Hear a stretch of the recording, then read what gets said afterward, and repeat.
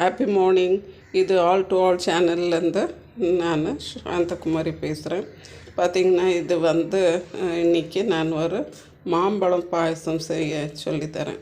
இது ரொம்ப ரொம்ப டேஸ்டியாக இருக்கும், ரொம்ப ஈஸியாகவும் இருக்கும், குழந்தைங்களுக்கெல்லாம் ரொம்ப பிடிக்கும். இது மாம்பழ சீசன்ன்றதுனால நம்ம மாம்பழம் வச்சு ஒரு அருமையான பாயசம் செய்யலாம்.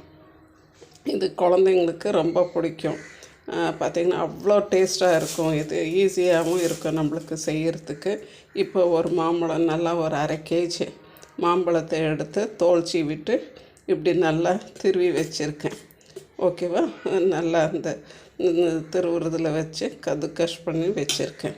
பின்ன ஒரு 100 கிராம் ஜவ்வரிசி சாபுதானா வச்சு நான் கொஞ்சம் பாலில் ஊற போட்டு வச்சுருக்கேன். பின்ன இதுக்கு ஒரு 1 லிட்டர் பாலில் பின்ன நம்மளுக்கு ஒரு 150 கிராம் சர்க்கரை, ஒரு 3 ஏலக்காய் போட்டு மிக்சியில் போட்டு அதை நல்லா அரைச்சி எடுத்துக்கலாம். இந்த ஜவ்வரிசியை நல்லா கொஞ்சம் வேக விட்டுட்டு அதுக்கப்புறமா மிச்சம் இருக்க பாலை ஊற்றி நம்ம இதை செய்யலாம். இப்போ எப்படி ப்ராசஸ்ன்னு பார்க்கலாம் வாங்க. பாருங்கள், இப்போ இந்த ஜவ்வரிசி நல்லாவே வந்துடுச்சு. நம்ம இந்த பாயசம் செஞ்சுட்டு ஃப்ரிட்ஜில் வச்சு சாப்பிட்டோம்னாக்கா சூப்பராக இருக்கும். இப்போ இதோட நம்ம ஃபஸ்ட்டு இதுக்கு நம்ம மிக்சியில் அரைச்சி வச்சுருக்க அந்த சுகரை ஆட் பண்ணிடலாம். சுகர் ப்ளஸ் அந்த ஏலக்காய் அதை ஆட் பண்ணிவிட்டு அதுக்கப்புறமா நம்ம கொஞ்சம் இந்த சில்லுன்னு பாலை விட்டுட்டு பின்ன நம்மளுடைய இந்த மாம்பழம் போட்டு மிக்ஸ் பண்ணி ஃப்ரிட்ஜில் வச்சுட்டு அதை குழந்தைங்களுக்கு கொடுத்தோம்னா ரொம்பவே சூப்பராக இருக்கும். நீங்கள் இதை டேஸ்ட் பண்ணிவிட்டு சொல்லுங்கள் எப்படி இருக்குதுன்னு. என்னுடைய சேனலை ப்ளீஸ் ஷேர் பண்ணுங்கள், சப்ஸ்கிரைப் பண்ணுங்கள், லைக் பண்ணுங்கள். எல்லாமே உங்களுக்கு டிஃப்ரெண்ட்டாக இருக்கும். ஓகேவா? பாருங்கள், இந்த ஜவ்வரிசி நல்லா இப்படி கண்ணாடி பதத்தில் இந்த பால்லையே நல்லா வந்துடுச்சு. இப்போ நான் அந்த சர்க்கரையும் ஏலக்காயும் போட்டு விட்ருக்கேன். கொஞ்சம் இது ஒரு கொதி வரட்டும்.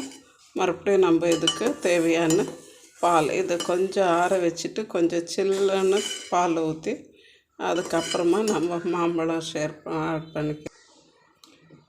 இப்போ இது நல்லாவே கொதித்து வந்துடுச்சு. இப்போ நம்ம இதுக்கு பால் சேர்த்துக்கலாம். கொஞ்சம் ஆற வச்ச பால், ஓகேவா? ஃப்ரிட்ஜில் வச்சு எடுத்த பால் சேர்த்துக்கலாம். இது சில்லுன்னு குடித்தாக்கா தான் நல்லா இருக்கும்.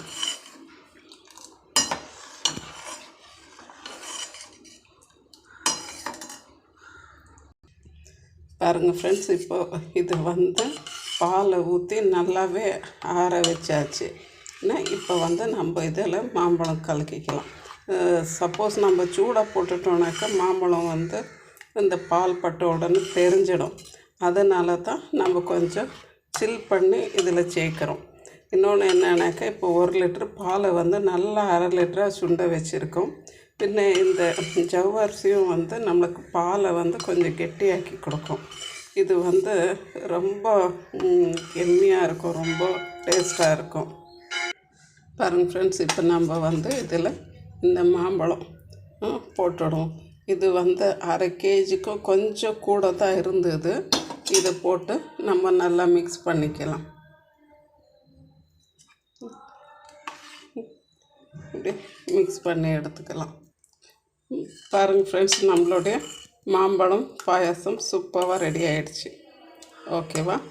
இதை பிள்ளைங்களுக்கு ஒரு ஐஸ்கிரீமோட கொடுத்தோம்னாக்கா இன்னுமே நல்லாயிருக்கும். பாருங்கள், நம்ம இப்போ இந்த பாயாசம் ரெடி பண்ணிட்டோம். இன்னும் பிள்ளைங்க வீட்டில் இருக்காங்க, லீவ் டைமு. ஸோ இதை நம்ம கொடுத்தோம்னாக்கா அவங்களுக்கு ரொம்ப சந்தோஷமாக சாப்பிடுவாங்க. வெளியில் போய் அது வேணும் இது வேணும்னு கேட்க மாட்டாங்க. இதோட உங்களுக்கு பிள்ளைங்களுக்கு பிடிச்ச ஃப்ளேவரில் ஒரு ஐஸ்கிரீம் நீங்கள் வாங்கி இதோட ஆட் பண்ணிக்கலாம். நான் இன்றைக்கி ஒரு வெண்ணிலா ஃப்ளேவர் ஐஸ்கிரீம் எடுத்திருக்கேன். இதனோட சேர்த்து கொடுத்துடுங்க. பாருங்கள் ஃப்ரெண்ட்ஸ் எப்படி இருக்குதுன்னுட்டுன்னு. ரொம்ப டேஸ்டியான மாம்பழம் பாயசம் நம்மளுக்கு ரெடி ஆகிடுச்சு.